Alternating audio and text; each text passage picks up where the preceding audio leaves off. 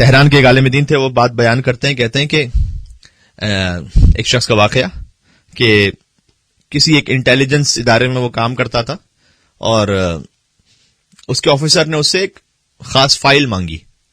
اب اس زمانے میں تو کوئی یہ سافٹ ویئر سسٹم زیادہ نہیں ہوتے تھے، تو ہارڈ کاپیز ہی ہوتی تھی فائلز وغیرہ جو کچھ. تو اس نے خاص فائل مانگی، فائل اس نے بہت ڈھونڈی اپنے آفس میں، اس کو نہیں ملی. تو اس نے جا کے اپنے آفیسر سے کہا کہ سر وہ فائل نہیں مل رہی. تو انہوں نے کہا نہیں وہ بہت امپورٹنٹ فائل، اسے تلاش کرو. پھر تلاش کیا، پھر نہیں ملی. تو آفیسر نے کہا کہ دیکھو وہ اتنی اہم فائل ہے کہ اگر وہ تم نے ویکینڈ تک تلاش کر کے نہیں دی مجھے تو اس کی کم سے کم سزا یہ ہے کہ تم نوکری سے نکالے جاؤ گے.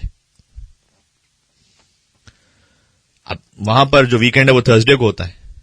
تو کہتا ہے کہ میں تھرسڈے پورا دن چھانتا رہا، اللہ جانے کہ زمین کھا گئی، آسمان نکل، کہاں چلی گئی وہ فائل، نہیں ملی. اور سیٹرڈے کو مجھے، فرائیڈے چھٹی، سیٹرڈے کو مجھے جواب دینا تھا. میں بہت پریشان، شب جمعہ تھی تو بس میں تھکا ہارا پہنچا ایک مسجد میں، وہاں پر گر گڑ آیا، وہاں پر میں نے سجدے میں دعا مانگی.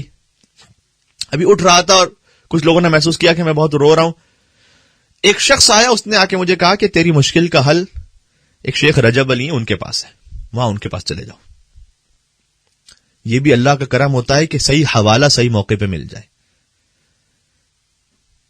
کیا کہنا، کبھی زندگی گزر جاتی، انسان کو صحیح ریفرنس بھی نہیں پتا چلتا کہ میں جاؤں کس کے پاس بات کرنے کے لیے.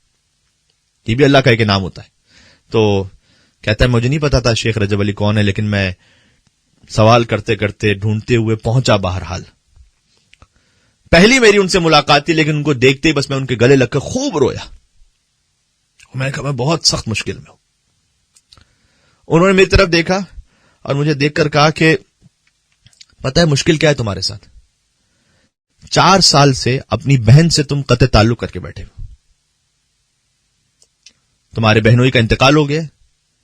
تمہاری بہن کے یتیم بچے کبھی سوچا ہے کہ وہ کس طرح سے وہ پرورش کر رہی ہے؟ پلٹ کے پوچھا بھی نہیں اسے. کہتے میرے دل پر گویا ایسے کسی نے جھنجھوڑ دیا. کہتے بات آپ صحیح کر رہے ہیں. میں فوراً وہاں سے نکلا اور پہنچا اپنی بہن کے گھر پر. نوک کیا، اس نے دروازہ کھولا، تعجب سے مجھے دیکھنے لگی اور ظاہر ہے کہ میں 4 سال بعد اس کے پاس پہنچا تھا تو گر گڑا کر رو کر کہنے لگی اور شکوہ کیا کہ کیا تم نے پلٹ کر پوچھا نہیں میری حالت کیا ہے، میرے بچے کس عالم میں. عزیزان گرامی، یہ صلہ رحم، یہ قطع رحم، صلہ رحم انسان کو کتنی برکتیں لے کر آتا ہے. قطع رحم اللہ کو پسند نہیں ہے، رسول اللہ کو پسند نہیں ہے. ہو سکتا ہے دولت بہت بھی ہو کسی کے پاس، لیکن اگر قطع رحم نہ برکت نہیں ہے، وہ رزق کریم نہیں ہے، وہ وبال جان ہوگا اس کے لیے. اپنی بہن سے میں نے معافی مانگی، کچھ گروسریز لے کر آیا، اس کے ذمہ کچھ پیسے رکھے، کہا مجھے معاف کر دینا، میں آتا رہوں گا تمہارے پاس. بہن نے بھی بہرحال اس جذبات کے تحت اس کو معاف کیا. کہتے سیٹرڈے میں آفس پہنچا لیکن پھر بھی فکر مند تھا کہ کیا ہوگا، باس نے بلایا تو معمول کے مطابق اپنے ڈیسک پہ جا کے بیٹھا، اپنے ڈرارز وغیرہ کچھ کھولے. پہلے ڈرا میں چند فائلز کے نیچے وہ فائل رکھی ہوئی تھی. کہتا ہے میں تعجب میں رہا کہ تھرسڈے کو کیا مطلب، اللہ نے مجھے کوئی اندھا کر دیا تھا، میری آنکھیں دیکھ نہیں پا رہی تھی، کیا معاملہ تھا.